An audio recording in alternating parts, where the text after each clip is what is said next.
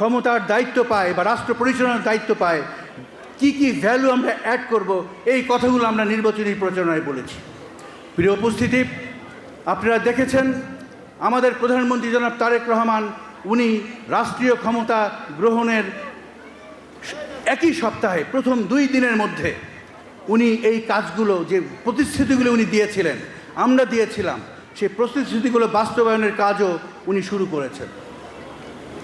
আমরা সবাই মিলে এমনই এক বাংলাদেশ গড়তে চাই যে বাংলাদেশের স্বাস্থ্য ব্যবস্থার বিপর্যয়ের জন্য কাউকে আর মৃত্যুর কোলে ঢলে পড়তে না হয়। আমরা বর্তমানে কাজ করছি বাংলাদেশে কিভাবে আমরা প্রাথমিক স্বাস্থ্য ব্যবস্থা প্রতিটি গ্রামে এবং প্রতিটি শহরাঞ্চলে আমরা কিভাবে প্রাথমিক স্বাস্থ্য ব্যবস্থার নেটওয়ার্ককে নিয়ে যাব, সেই উদ্দেশ্যে আমরা কাজ করছি। আমরা কাজ করছি 1 লক্ষ নতুন স্বাস্থ্যকর্মী নিয়োগদানের মাধ্যমে আমরা কিভাবে স্বাস্থ্যকে, বেসিক প্রাইমারি হেলথ কেয়ারকে আপনাদের প্রত্যেকের দোরগোড়ায় নিয়ে যাব, আমরা সেই লক্ষ্যে কাজ করছি। আমরা স্বাস্থ্য ব্যবস্থা এতদিন ধরে এটা ছিল এক ধরনের ট্রিটমেন্ট সেন্ট্রিক, চিকিৎসা কেন্দ্রিক। আমরা চিকিৎসা কেন্দ্রিক স্বাস্থ্য ব্যবস্থাকে নিয়ে যেতে চাই প্রতিরোধ বা প্রিভেন্টিভ কেন্দ্রিক স্বাস্থ্য ব্যবস্থায়, যাতে করে একজন ব্যক্তি যখন উচ্চ রক্তচাপ অথবা উচ্চ রক্তের যে আপনার সুগার বা অন্য কোনো যে ক্রনিক ডিজিজ আছে, সেগুলোতে ভোগার পূর্বেই যেন আমরা আইডেন্টিফাই করতে পারি এবং সঠিকভাবে চিকিৎসা করতে পারি, যাতে করে আমাদের পকেট থেকে কম টাকা খরচ হয়, আমরা কম রোগে ভুগি এবং রাষ্ট্র হিসাবেও আমাদের যে ডিজিজ বার্ডেন বা আমাদের যে অর্থের যে বার্ডেন, এই বার্ডেনটা কমে। প্রিয় উপস্থিতি, আপনারা শুনলে খুশি হবেন, আগামী যে অর্থ বছর আমাদের সামনে আসছে, আমরা ইতিমধ্যেই সিদ্ধান্ত নিয়েছি বাংলাদেশে এতদিন ধরে গত অর্থ বছরে স্বাস্থ্যে বরাদ্দ ছিল আমাদের যে জিডিপি, গ্রস ডোমেস্টিক প্রোডাক্ট, এইটার শুধুমাত্র 0.67%। এইটাকে বাড়িয়ে আমরা 1.03% বা তারও হয়তো কিছুটা বেশি আমরা করব ইনশাল্লাহ। আমরা ইতিমধ্যেই সিদ্ধান্ত নিয়েছি আমাদের দেশে জেনারেল হসপিটাল প্রাইভেট এবং পাবলিক সেক্টরে মোটামুটি আছে, কিন্তু যেটা নাই, আমাদের মাননীয় আপনার জেলা পরিষদের প্রশাসক সাহেব বলেছেন যে কারো যদি আজকে নারায়ণগঞ্জে হার্ট অ্যাটাক করে, তাকে ঢাকাতে যেতে হবে চিকিৎসা নেওয়ার জন্য। আজকে যদি কারো স্ট্রোক করে, ব্রেইন স্ট্রোক করে, তাকে ঢাকায় যাওয়া ছাড়া আর কোনো উপায় থাকবে না।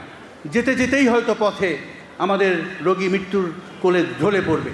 আমরা সিদ্ধান্ত নিয়েছি আমরা বাংলাদেশে স্পেশালাইজড হেলথ কেয়ার আমরা দৃঢ় অবস্থানে নিয়ে যাব। আমাদের চিন্তায় আছে আমরা বাংলাদেশে অন্ততপক্ষে আগামী কয়েক বছরে অন্ততপক্ষে 7 থেকে 8টা specialized hospital, super specialized hospital তৈরি করব। একটি হসপিটালের কাজ ইতিমধ্যেই শুরু হয়ে গেছে, সেটা হলো পিজি হাসপাতালের পাশেই একটি জায়গা আছে, সেখানে সুপার স্পেশাল হসপিটালের চিন্তা আগে করা হয়েছিল, এতদিনে এই কাজটা করা হয়নি। আমরা সিদ্ধান্ত নিয়েছি অতি শীঘ্র আগামী 2-3 মাসের মধ্যেই হয়তো আপনারা দেখবেন আমাদের স্পেশালাইজড হসপিটালের কার্যক্রম শুরু হয়ে গেছে। আমরা চাইনিজ সরকারের সাথে কথা বলছি, আমরা চায়না থেকে অলরেডি গ্রান্ট মানি নিয়ে এসেছি, যার মাধ্যমে আমাদের উত্তরবঙ্গ নীলফামারীতে একটি 1000 বেডের স্পেশালাইজড হসপিটাল তৈরি হবে।